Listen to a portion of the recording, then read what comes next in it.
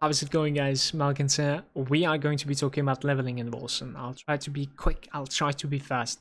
Don't want to make this like a 1 hour video because I'll try and cover up like lots of different things when it comes to, leveling, basic information, character information. I'll try to go over like attributes, passives, perhaps even like itemization a little bit, and maybe even like skill choices.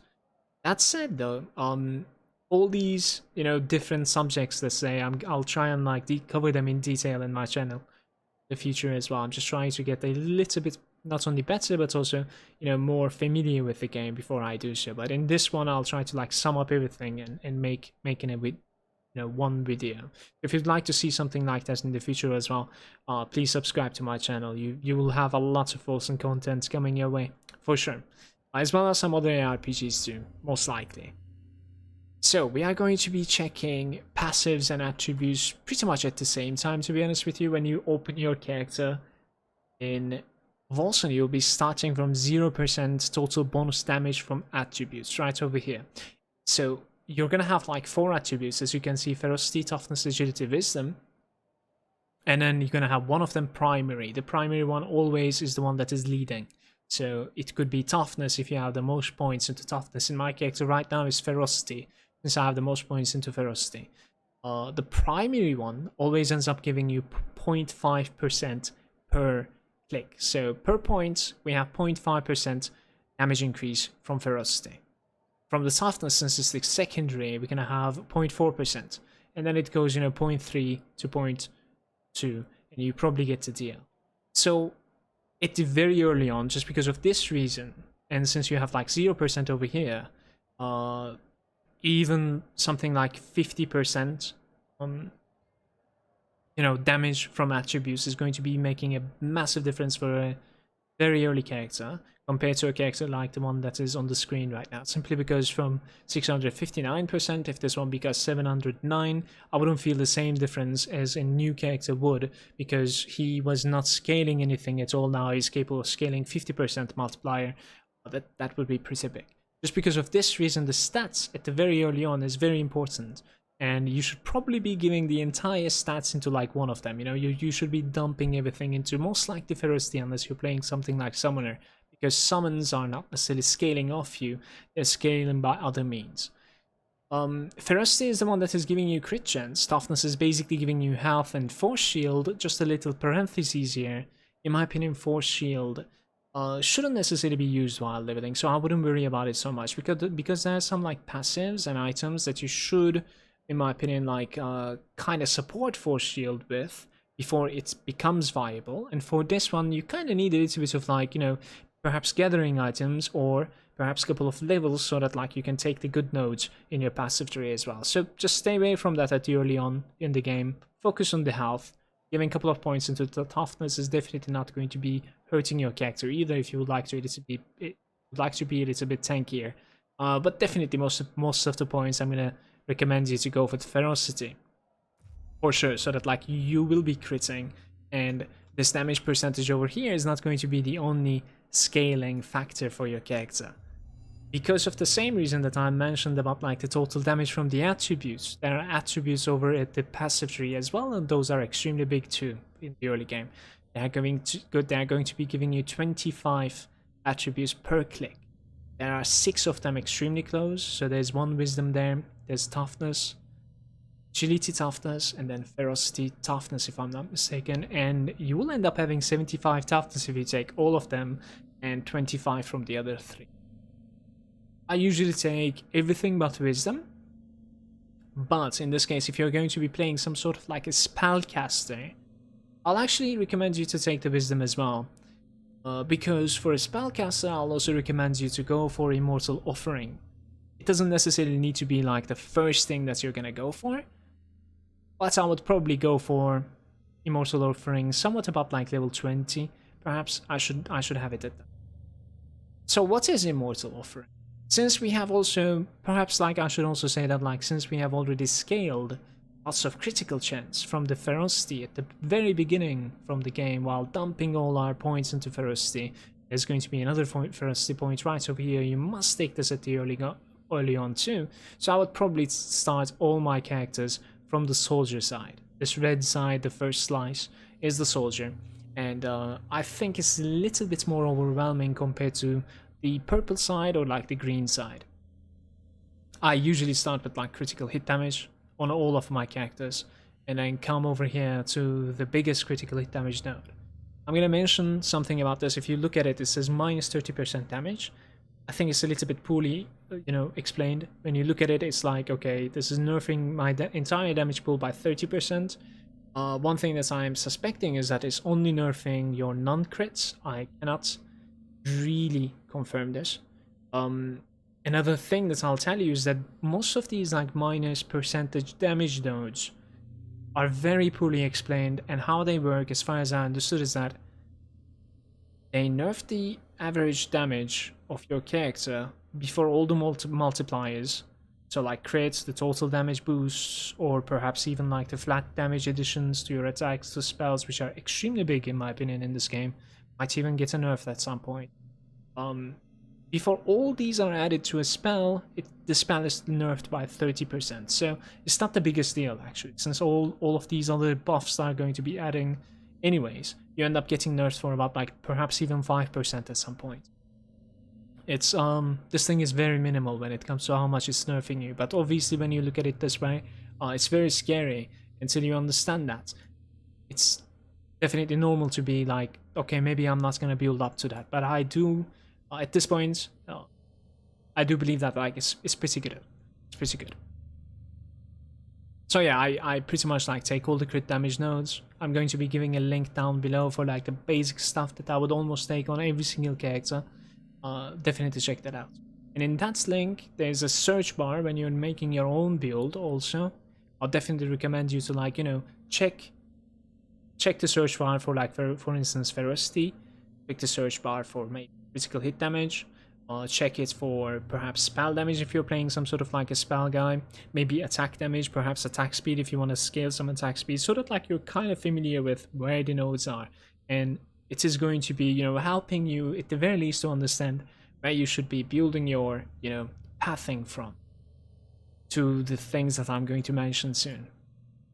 Another crit damage is right over there, and I would probably take this on every single character of mine, even a spellcaster, yes.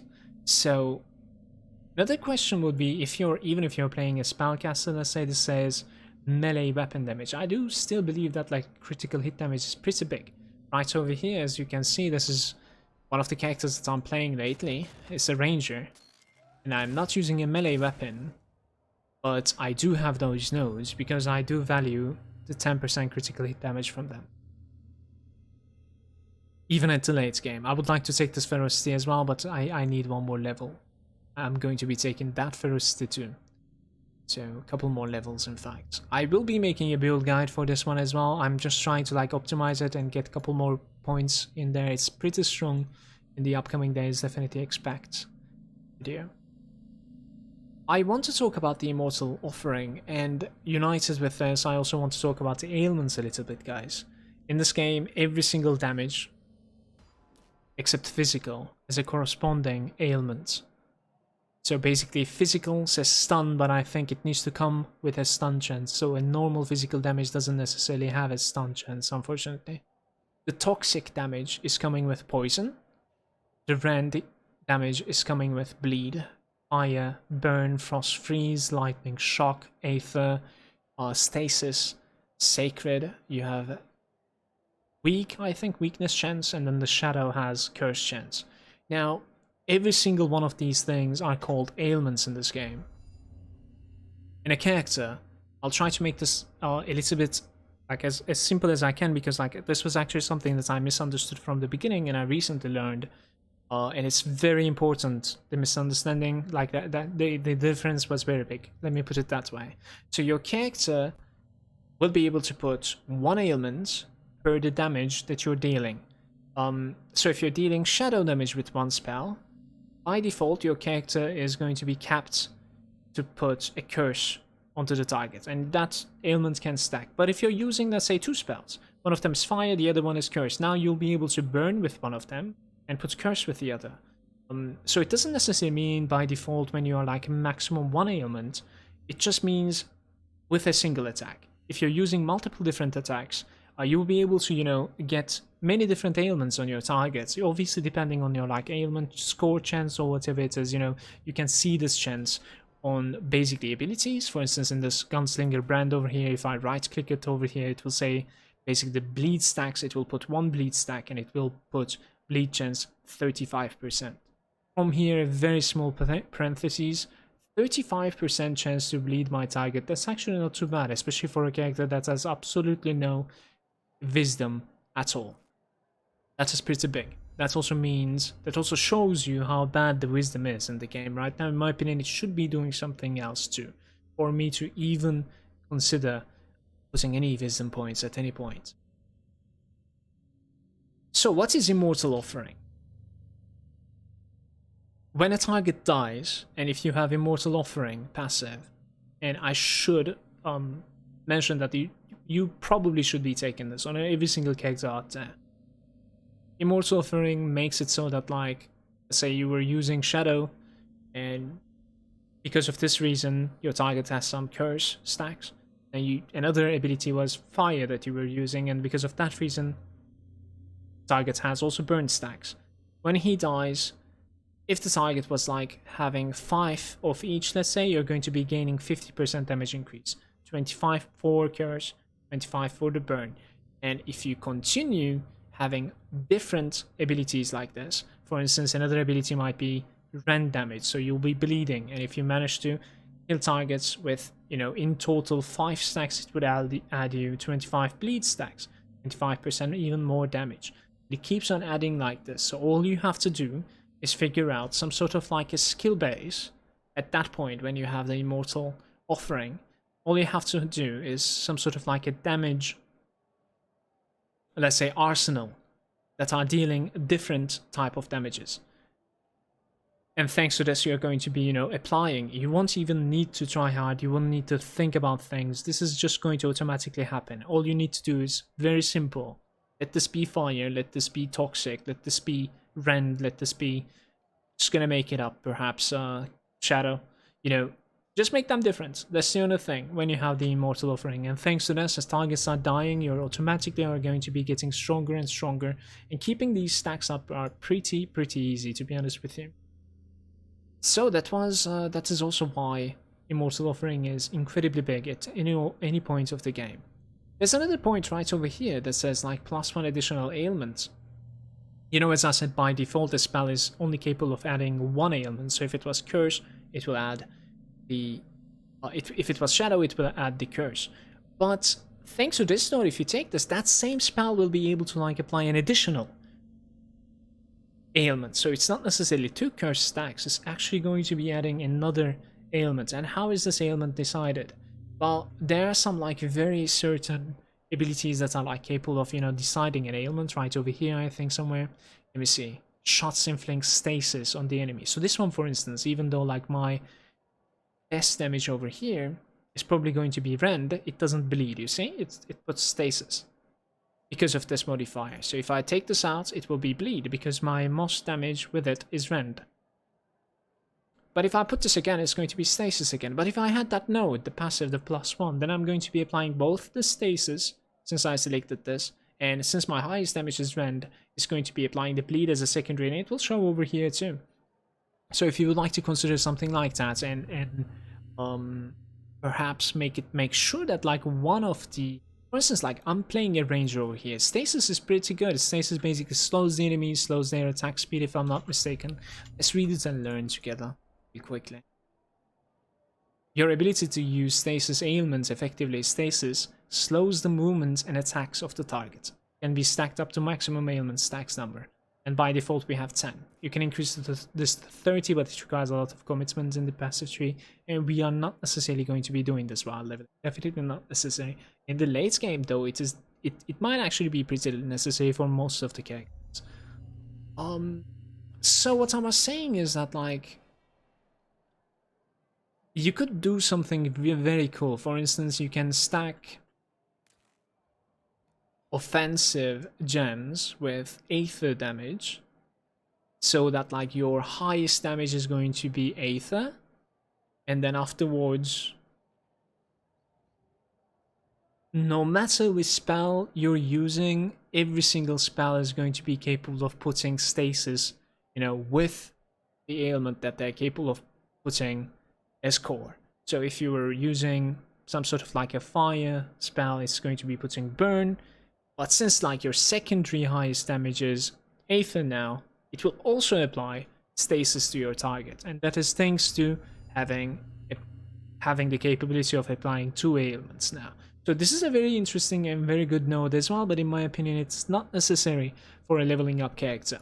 But Immortal Offering, definitely. So we have mentioned, since we are going Ferocity, we have a lot of crit chance, we take crit damage as our main multiplier, even if we are playing a spellcaster. No matter what we are playing, we're going to build up to the Immortal Offering.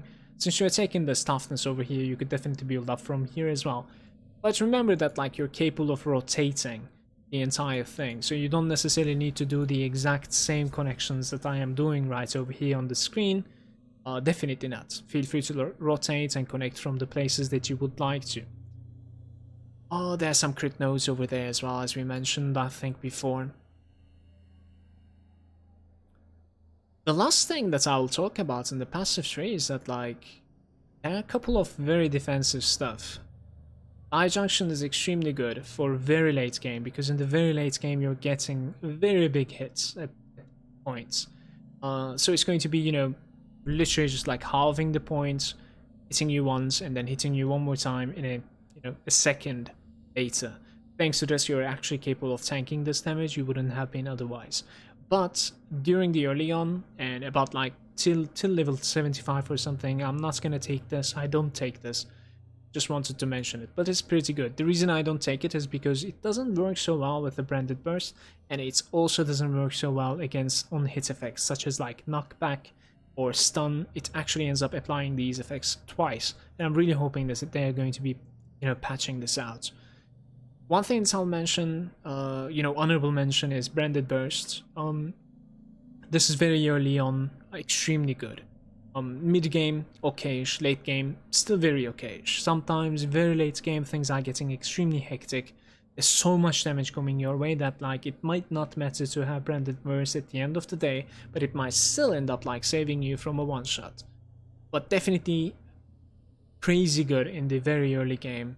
What it basically does, very simply put, is that like thanks to the modifier over here as well, once you have all the branded burst, the 10 it stacks, it absorbs the entire damage. Then it drops one of the stacks. Now you'll be absorbing 80%, and then it drop one more stack, then it will be absorbing 60%. If you don't take any damage at all for 2.5 seconds, you will gain a stack. Another very honorable mention from the last circle, let's say, is going to be Salvatory Anchor and the Elevated Gain. These two things, in my opinion, again, just like Branded Burst, this thing is pretty much bread and butter for every single character out there. You don't necessarily need to rush for this, but you could take it around like level 50, perhaps 60 if your character is strong. What it does is basically, I prefer the heavy version of it. Feel free to like read it, but for me, if you have a heavy chest piece, its all resistances score is doubled. It does exactly the same for the helm as well. I think so, at least. Gain all resistance score equal to 1 multiplied by the all resistance score on equipped heavy helmets. I don't really know like why it's explained this way, even though this one's like much clearer, but yeah, you get the point. So because of this reason, you will have to run some sort of like a heavy helm and a heavy chest. Me personally, I prefer running, for the most part, heavy armor. Definitely. But feel free to, check out the stats. You really don't necessarily need to run heavy armor on the other pieces, but the chest and the helm, because of the, anchor passive, once you have it at least, you should definitely be running heavy, so that like it's going to be multiplying the resistance that you gain. And resistances are pretty big. Well, it's an ARPG, like who would have thought?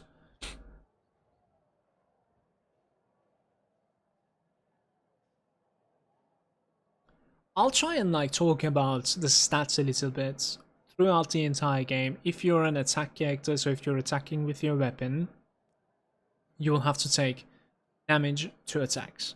So look at my weapon over here. It says my sockets ran damage on attacks with this weapon. This is like absolute best stat in the game in my opinion. flat damage to attacks. If you're a spellcaster, the same thing, but you will need to stack flat damage to spells. This is very important. This is also, why a hybrid is a little bit less stronger when it comes to like the big numbers, obviously, because like if you're not a hybrid and just attacking, you'll be able to stack this number as far as you can. And these flat numbers are not being nerfed by this minus 30% over here. So that is what I'm thinking, at least. That's also why this thing is not that big of a nerf. That is going to be your number one priority. If you're playing a caster, flat damage to spells. If you're playing an attack guy, so like, bows, pistols, or perhaps like a melee weapon, flat damage to the attacks, for sure.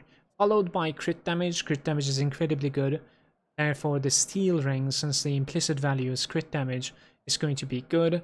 You can actually get crit damage both on the affixes and the implicit value in the rings. Unfortunately, I don't really have the best rings in the game. Well, the same thing can be said for like an amulet, lots of crit damage, flat damage. And in my opinion, Omnistar amulet is absolutely insane. 20 all attributes and is capable of dropping almost from the beginning of the game. So even if it's like a white item, definitely just find it, wear it. It's crazy, the Omnistar, definitely. So from there, those are like going to be the offensive stats, In my character right now, we are dealing material damage. Material basically means that like it's the rend, toxic, and physical. So those are like my main. So therefore I try to get like percentage material damage upgrades on almost all my pieces. You could also get like percentage damage, which is a little bit less of a roll. I think while I'm making this video, there's some sort of like a bug. I hope it's a bug. The armor are not rolling elemental damage. So this portion. So, but I think it should be able to like roll elemental damage in the future as well.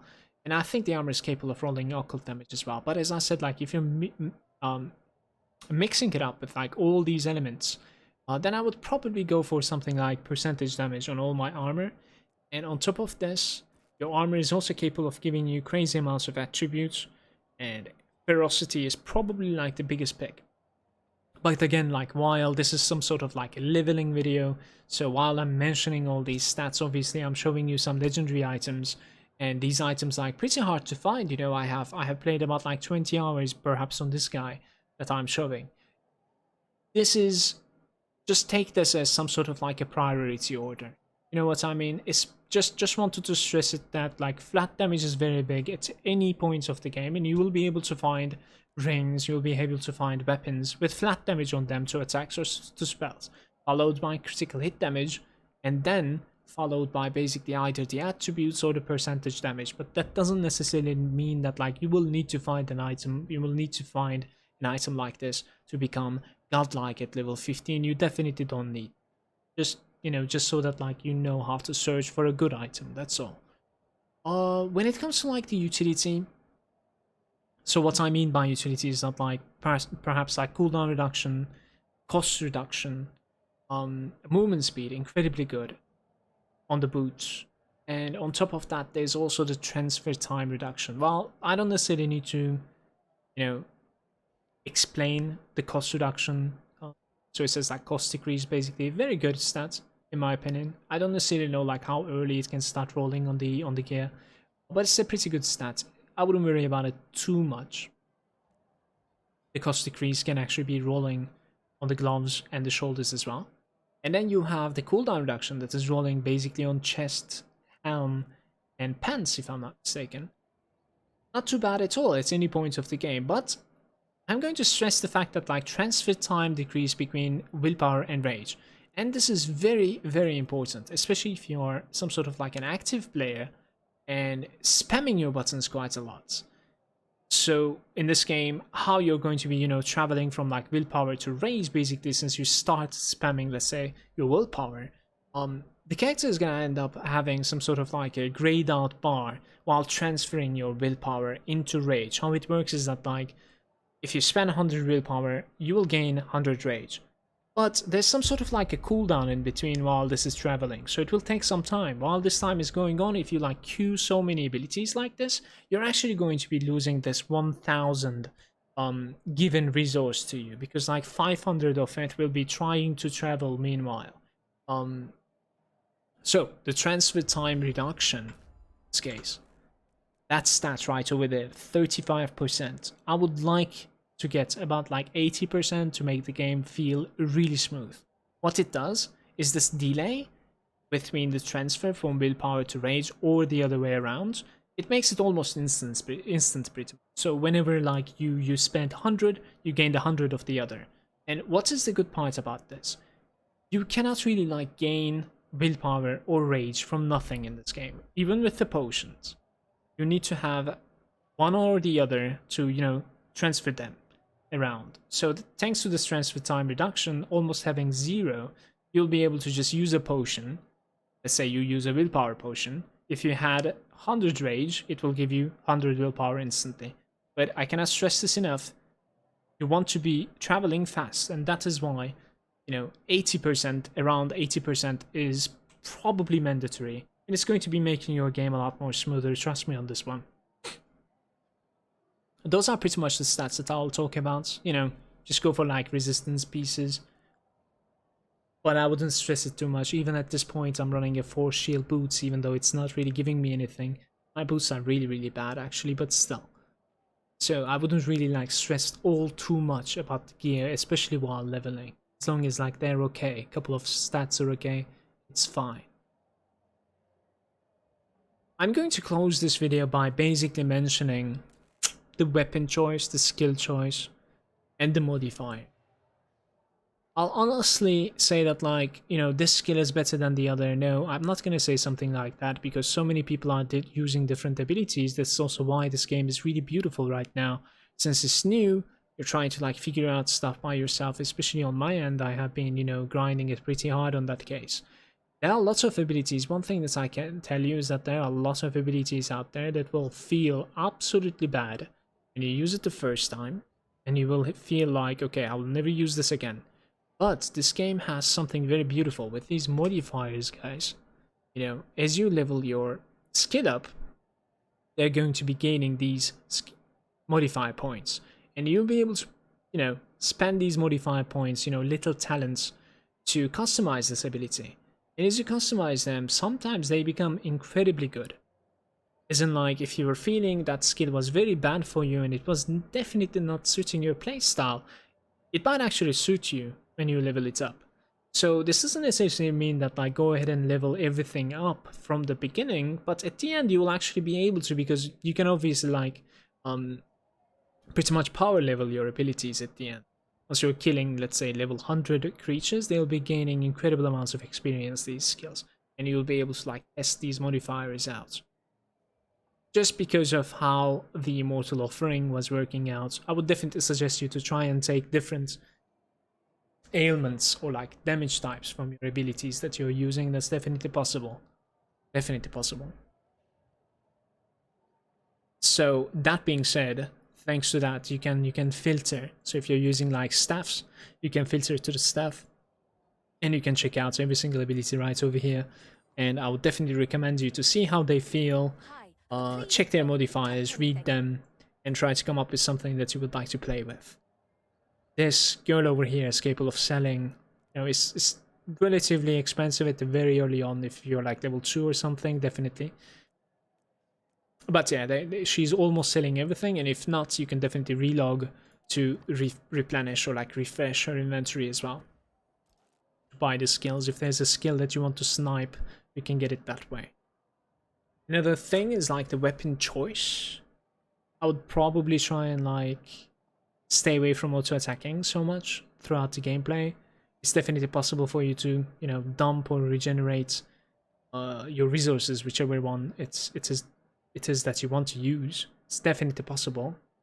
At the very, very early on, like up to level 10 or something, you will have to auto-attack, but later on, Mojave right over here, our brother, is capable of selling you the potions. You can buy the potions and then just use the potion, and they have quite a lot of charges, in fact. So thanks to this, you'll be able to keep good resource and continue using your spells as well. So I think this is going to be it from me for now. It's been like 30 minutes. Thank you very much for watching.